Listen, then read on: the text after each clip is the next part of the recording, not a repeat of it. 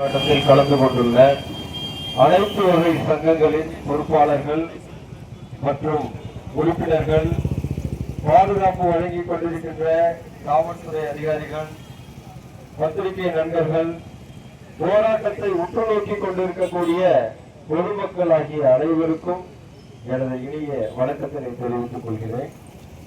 முதல்ல ஒரு சின்ன ஒரு விஷயத்தை சொல்லணும்னு ஆசைப்படுறேன். இந்த இடத்துல ரோட்டை கிராஸ் பண்ணும் பொழுது ஒரு கப்பல் போறாங்க, ஹஸ்பண்ட் அண்ட் ஒய்ஃப் போறாங்க வண்டியில, பந்தல பார்த்து சொல்லிட்டு போறாங்க, சம்பளம் பத்துல போராடுறாங்க அப்படின்னு. எங்க போராட்டம் நடந்தாலும், அரசு ஊழியர்கள் ஆசிரியர்கள் போராடினாலும் அவங்களுடைய பார்வை இதுவாதான் இருக்கு.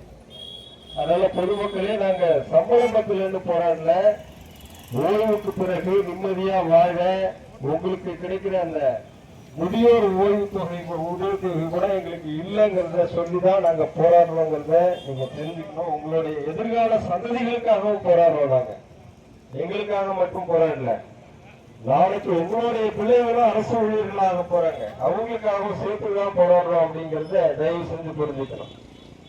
அப்படிங்கிறத தெரிவிச்சுக்கிட்டு, இன்னைக்கு இந்த அரசு ஊழியர்கள் அரசுடைய நலத்திட்டங்களை மக்களிடத்திலே கொண்டு போய் சேர்க்கக்கூடிய பாலமாக விளங்குகின்ற அரசின் அச்சாரிகளாகிய அரசு ஊழியர்கள், எதிர்கால சமூகத்தை கட்டமைக்கின்ற ஆசிரியர்கள், வீதிகளிலே இறங்கி போராடக்கூடிய ஒரு இழிநிலையினை இந்த தமிழக அரசும் ஆட்சியாளர்களும் உருவாக்கியுள்ளனர். இதை நினைச்சு உண்மையிலேயே ஆட்சியாளர்கள் வெட்கப்படணும், உண்மையிலேயே வெட்கப்படணும். இந்த நிலையை ஏற்படுத்துறது அவங்கதான். நம்ம பல கட்டங்களாக பல்வேறு போராட்டங்களை நடத்தி இருக்கிறோம். முதல்ல போராட ஆரம்பிச்ச உடனே நம்மளுடைய கோரிக்கை என்னங்கிறத கூட்டு பேசி அதை சரி செஞ்சிருக்கிறோம். நம்ம போராடுறதெல்லாம் புதுசா எதுவும் கேட்டு போராடல. நம்ம கிட்ட இருந்து பறிக்கப்பட்ட உரிமைகளை எங்கள்கிட்ட இருந்து நீங்க புடுங்கிக்கிட்டத, எங்களுக்கு மறுக்கப்பட்டதை திரும்ப கொடுங்கன்னு தான் கேட்கிறோம். நாங்க புதுசா எதையும் கேட்கல. ஆக நீங்க ஏற்கனவே எதிர்கட்சி தலைவரா இருந்த பொழுது கொடுத்த வாக்குறுதிகள் தான் இதெல்லாமே. தேர்தல் காலத்துல உங்களுக்கு செய்யறோம்னு சொன்ன வாக்குறுதிகளை தான் உங்களுக்கு ஞாபகப்படுத்துறோம். நீங்க செய்ய மறந்து போன வாக்குறுதிகள், அதை கேட்டுதான் நாங்க போராடுறோம். ஆக நீங்க ஒவ்வொரு மேடையிலும் பேசுறீங்க, தமிழக முதல்வர் அவர்களே ஒவ்வொரு மேடையிலும் பேசுறீங்க, சமூக நீதி சமூக நீதி சமூக நீதி அப்படின்னு பேசுறீங்க. சமூக நீதிங்கிறது என்ன? ஒரு முறை ஒருவர் எம்எல்ஏவா இருந்தா அவருக்கு பென்ஷன் கொடுக்குறீங்க, அதே நபர் இன்னொரு முறை எம்பி ஆனா இன்னொரு பென்ஷன் கொடுக்குறீங்க. எம்எல்ஏவுக்கு பென்ஷன், எம்பிக்கு பென்ஷனு, ஐஏஎஸ்க்கு பென்ஷனு, ஐபிஎஸ்க்கு பென்ஷனு, இப்படி இவங்களுக்கெல்லாம் நீதியரசர்களுக்கு பென்ஷன் கொடுக்குறீங்க. உங்களுடைய அரசாங்கத்தினை நடத்துகின்ற அரசியல் அச்சாரிகளாகிய எங்களுக்கு கொடுக்க மறுக்கிறீங்க. இதுதான் சமூக நீதியா? இதுதான் சமத்துவமா? சிந்திச்சு பார்க்கணும். அரசு ஊழியர்கள் ஆசிரியர்களுக்கு கொடுக்க உங்களுக்கு மனம் இல்லை. நாங்க எப்ப போராடினாலும் என்ன சொல்றீங்க? நிதி நிலைமை சரியா இல்ல, சரியாகிறது நாங்க சரி செஞ்சிருவோம். இது ஒரு புதுவிதமான ட்ரிக்ஸ். அதிமுக ஆட்சி காலத்துல இல்லைன்னு சொன்னார் எடப்பாடி, இல்லைன்னு சொன்னார். இவங்க அப்படி சொல்ல மாட்டாங்க. அப்போதைக்கு ஒரு பொருளை கிளப்பி விடுவாங்க, தோ வரப்போகுது, சிங்கம் வருது, புலி வருதுங்கிற மாதிரி, தோ வரப்போகுது, தான் வரப்போகுது. ஒரு வாரம் கூட வாட்ஸ்அப்ல ஒரு செய்தி உலா வந்தது, இத்தனை சதவீதம் கொடுக்க போறாங்க, அத்தனை சதவீதம் கொடுக்க போறாங்க அப்படின்னு. புதுசா ஒரு பொருளை கிளப்பி விடுவாங்க, போராட்டத்தை நீர்த்து போக செய்யறதுக்காக. எதுக்கும் நாங்க தயங்குறதா இல்ல. பல கட்டங்களாக போராடி உங்கள்கிட்ட இருந்து வாங்காம விட போறது இல்லைங்கிறத பதிவு செஞ்சுக்கிறேன். இப்போ பென்ஷன் கொடுக்குறாங்க, ரைட்?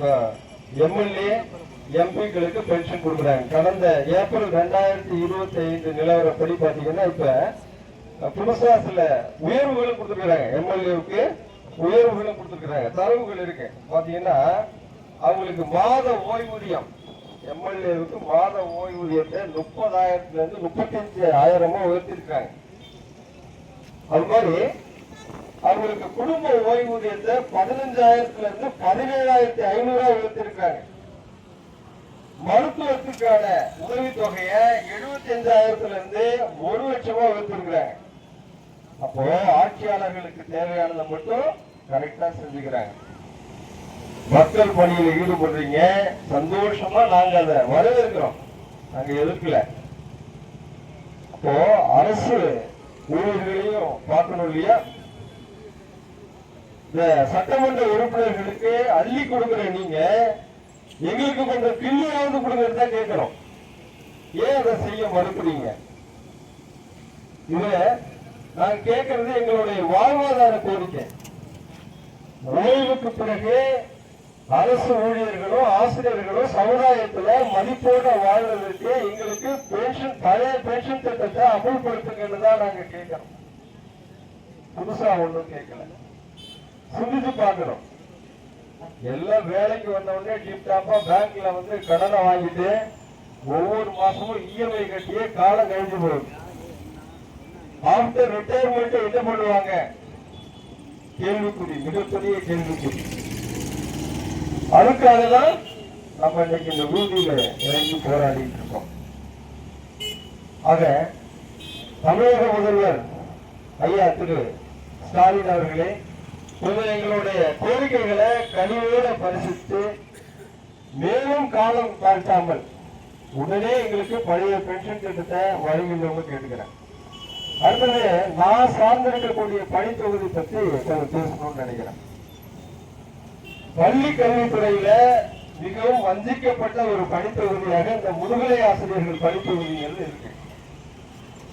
ஒவ்வொரு நாளும் புதுசு புதுசா திட்டங்களை உருவாக்குறாங்க, புதுசு புதுசா அமல்படுத்துறாங்க. நான் முதல்வன், தமிழ் புதல்வன், புதுமை பெண்ணு, எமிஸ், யூடைஸ் பிளஸ் என்னென்ன வரும்னு தெரியல. பள்ளிக்கூடத்தை கூட்டுறதும் மட்டும்தான் செய்யல. இப்படி பலதரப்பட்ட வேலைகளை கொடுத்து ஆசிரியர்களை மன அழுத்தத்துக்கு உள்ளாக்குறாங்க. இப்படிப்பட்ட மன அழுத்தத்தோட வேலை செஞ்சுட்டு இருக்கக்கூடிய ஆசிரியர்களுக்கு மாணவர்களை வகுப்பறையில உட்கார வச்சு அவங்களுக்கு பாடம் நடத்தி அவங்கள தேர்வுக்கு தயார் செய்யறது பெரிய கேள்விக்குறியா இருக்கு. எல்லாரும் லேப்டாப், மொபைல் போன் டைவர்ட் ஆகி போயிட்டாங்க. அப்படி இருக்கிற சூழல்ல நாங்க ஒரு மன அழுத்தத்தோட வேலை பார்த்துட்டு இருக்கோம். எங்களுக்கு ஊதிய முரண்பாடு இருக்குதுன்னு சொல்லி நாங்க கிளியரா சார்ட் போட்டு கொடுத்துருக்கிறோம். 2009க்கு அப்புறம் பணியில சேர்ந்தவங்களுக்கு ஊதிய இழப்பு இருக்கு. மத்திய அரசு ஊழியர்களுக்கு இணையான ஊதியம் வழங்கப்படல. இதெல்லாம் நாங்க கிளியரா சார்ட் போட்டு கொடுத்துருக்கிறோம். எந்த ஒரு முதுகலை ஆசிரியர் சங்கத்தையும் கூப்பிட்டு இது நாள் வரைக்கும் அது சம்பந்தமா பேசவே கிடையாது. எங்களுக்கு ஒரு பாதிப்பு இருக்குங்கிறத கூட கேட்கல. இதெல்லாம் வந்து எப்படி ஒரு நியாயமாகவும் தெரியல. ஆக பேரறிஞர் அண்ணா அவர்களால் உருவாக்கப்பட்ட பேர் இயக்கத்துடைய தலைவராக இருக்கக்கூடிய திரு மு.க. ஸ்டாலின் அவர்களே, அரசு ஊழியர்கள் மற்றும் ஆசிரியர்களுக்கு அள்ளி கொடுத்த கலைஞர் அவர்களின் மகனே, காலம் கடந்து விட்டது. இனியாவது முடிச்சுக்கிங்க, வரலாற்றுல இடம் பிடிச்சுக்கிங்க. நாங்க செஞ்சோம் அப்படிங்கிற அந்த வரலாற்றுல இடம் பிடிச்சுக்கிங்க அப்படின்னு சொல்லி கேட்டுக்கிட்டு எங்களுடைய நியாயமான கோரிக்கைகளை உடனே நிறைவேற்றி தர வேண்டும். மேற்கொண்டு எங்களை போராட தூண்டக்கூடாதுன்னு சொல்லி வலியுறுத்தி வாய்ப்புக்கு நன்றி கூறி விடைபெறுகிறேன். நன்றி, வணக்கம்.